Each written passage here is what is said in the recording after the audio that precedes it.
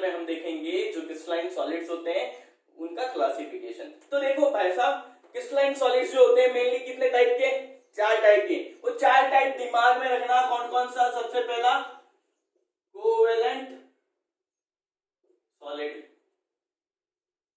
उसके बाद ionic solid, उसके बाद metallic solid and last but not the least molecular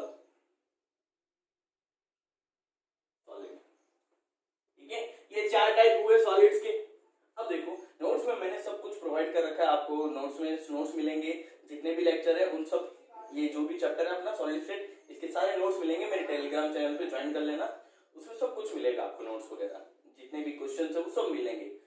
अब यहाँ पर मैं आपको समझाने के लिए वीडियो लेक्चर्स तैयार कर रहा हूँ। नोट्स देखो, समझो यहाँ से। ठीक है, मैं ऐसा नहीं कि पूरा थ्योरी लिखूंगा यहाँ, बाकी जैसे लिखते हैं अपने के लिखा दे दड़ा दे दड़ा, नहीं, मुझे वो नहीं आता। मुझे आता समझाना, मैं समझाऊंगा और आपको नोट्स प्रोवाइड करूंगा। लेक्चर देखो और नोट्स से देखो आराम से। अब देखो भाई साहब, बात करते हैं सॉलिड्स की।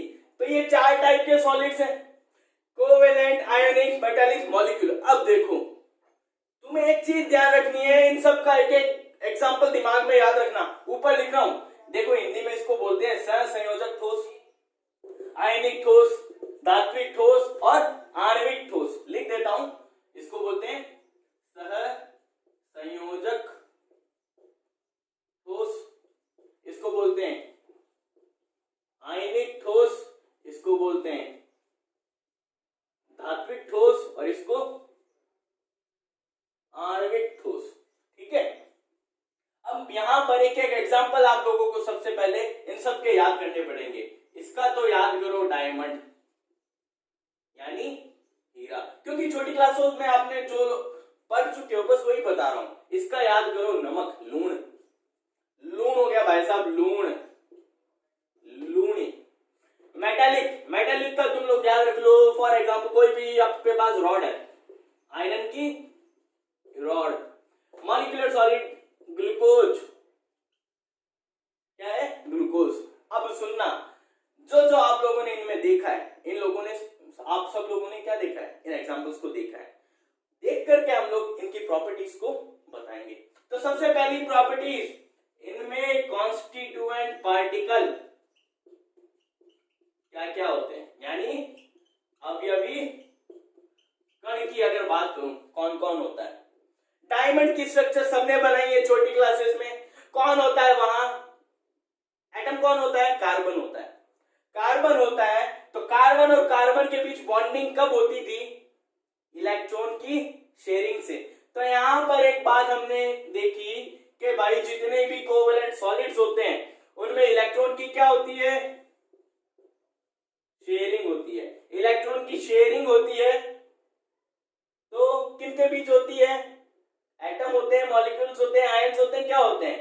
तो वो क्या होता है हमारे पास? न्यूट्रल एटम्स होते हैं, यानी उदासीन परमाणु होते हैं। उनके बीच इलेक्ट्रॉन की शेयरिंग होती है और बॉन्डिंग बनती है। तो बॉन्डिंग भी साथ साथ में याद कर लो। इलेक्ट्रॉन की शेयरिंग होगी, न्यूट्रल एटम्स के बीच होती है और क्या बनती है? बॉन्डिंग। कौन सी? कोवेलेंट बॉन्डिंग बनती है, यानी सहसंयोजक बंध का निर्माण होता है। यही NaCl को अगर एग्जांपल में लूं, भाई NaCl को मैंने तोड़ा, ये प्लस ये माइनस, तो मेरे को सामने ही दिखा, यहां पर परमाणु नहीं है, यहां पर क्या है भाई साहब? आयन है। एक है धनायन, एक है ऋणायन, यानी एक है कैटायन और एक anion. If these are ions, तो इनके बीच बॉन्डिंग कौन सी होगी? इनके बीच कौन सी होगी? आयनिक बॉन्डिंग बोल सकता हूं, या कूलम्बिक बॉन्डिंग, या इलेक्ट्रोस्टैटिक बॉन्डिंग। ठीक है, नॉर्मली आयनिक याद रख लो, बहुत है। एक कूलम्बिक, एक इलेक्ट्रोस्टैटिक भी याद रख लेना। अब अगला बात करते हैं मेटालिक सॉलिड में। अब मेटालिक सॉलिड में क्या होता है भाई साहब? सारे के सारे एटम किसके होते हैं? मेटल्स के। तो कंस्टिट्यूएंट पार्टिकल क्या हुआ? Metal atoms. Bonding, metallic bonding. कौन सी? Metallic bonding. अगला बात करें मॉलिक्यूलर सॉलिड। मॉलिक्यूलर सॉलिड में क्या होता है भाई साहब? कंस्टिट्यूएंट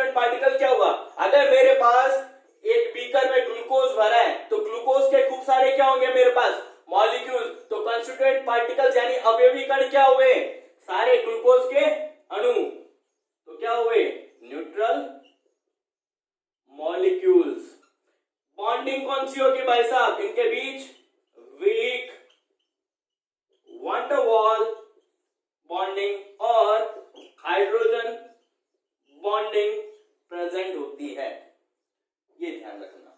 अब आगे चले, अब हम बात करते हैं इनके फिजिकल नेचर की। भाई साहब इनका फिजिकल नेचर कैसा होता है, तो देखो फिजिकल नेचर की हम बात करें,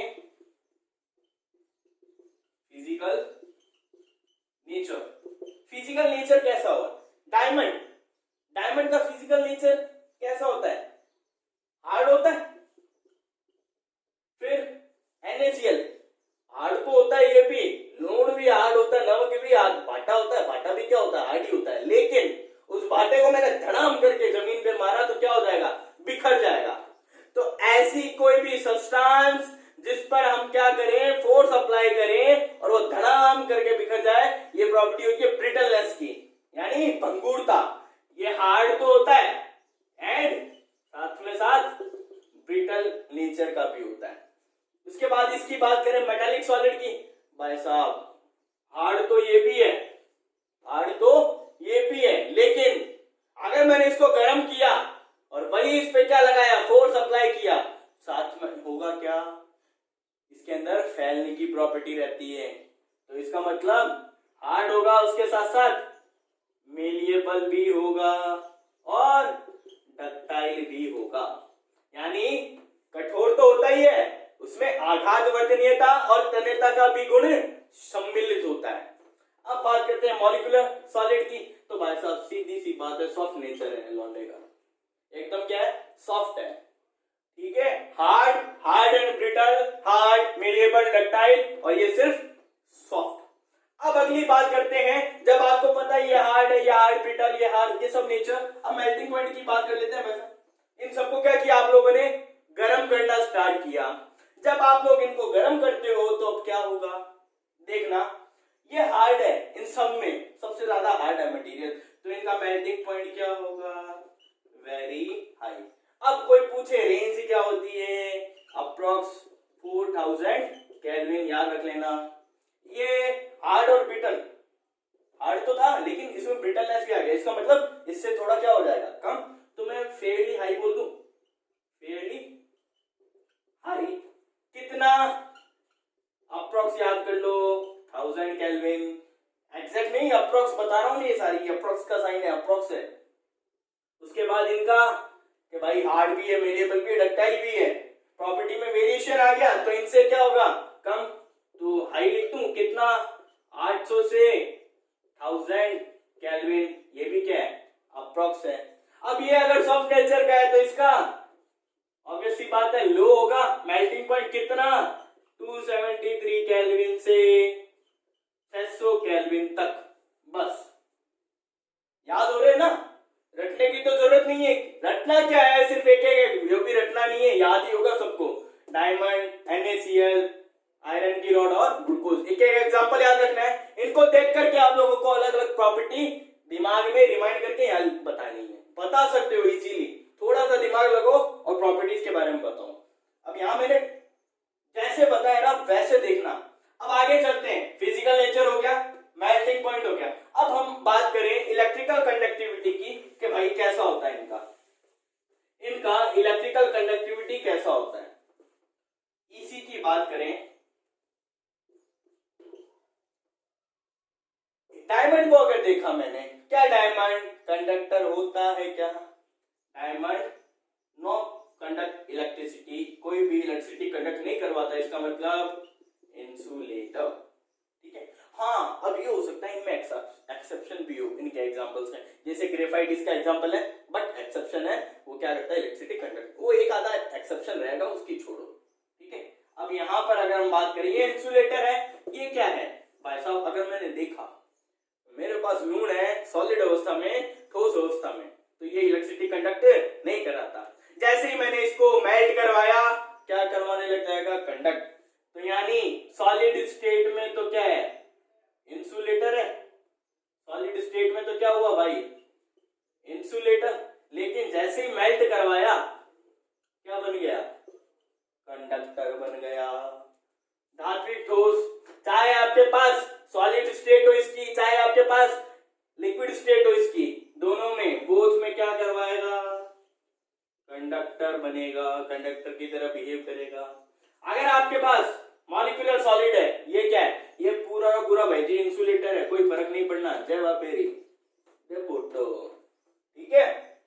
अब इसके अलावा आप लोगों को इनके एग्जांपल्स जो एक्स्ट्रा में याद करने हैं, इसमें सबसे पहला याद रखना क्वार्ट्ज यानी SiO2, उसके बाद कार्बोरेंडम यानी सिलिकॉन कार्बाइड, इसके बाद डायमंड हो गया, ग्रेफाइट, ठीक है। यहां पर अगर हम बात करें तो जितने भी आपके पास आयनिक सॉलिड्स हैं, जैसे नमक हो गया यानी सोडियम क्लोराइड हो गया, KCl हो गया, मैग्नीशियम ऑक्साइड हो गया, कैल्शियम क्लोराइड है क्या, वगैरह वगैरह, ठीक है। ये तो आप लोग बता ही सकते हो। इसकी अगर मैं बात करूं तो जितने भी आपके पास मेटल्स और अलॉयज हैं, वो सारे के सारे क्या हैं, मेटेलिक सॉलिड्स हैं। आणविक ठोस यानी मॉलिक्यूलर सॉलिड में आपके पास मेनली याद रखना आपको ड्राई आइस यानी CO2, इसके बाद सिंपल आइस अपनी पानी वाली H2O वाली, ठीक है, और CCl4 कार्बन टेट्राक्लोराइड। इसके अलावा आप लोग याद कर सकते हो ग्लूकोज का आ गया, स्टार्च ये, और S8 मॉलिक्यूल और P4 मॉलिक्यूल और I2 मॉलिक्यूल, ये इनके एग्जांपल्स एक्स्ट्रा में आप लोगों को याद करने। तो भाई साहब ये हुआ क्लासिफिकेशन ऑफ क्रिस्टलाइन सॉलिड्स। अब हम पढ़ेंगे आगे क्रिस्टल लैटिस के बारे में, यूनिट सेल्स के बारे में, अलग अलग टाइप की जो यूनिट सेल्स होती है उनका क्लासिफिकेशन पढ़ेंगे और उनकी कैलकुलेशन करेंगे, ठीक है। धन्यवाद।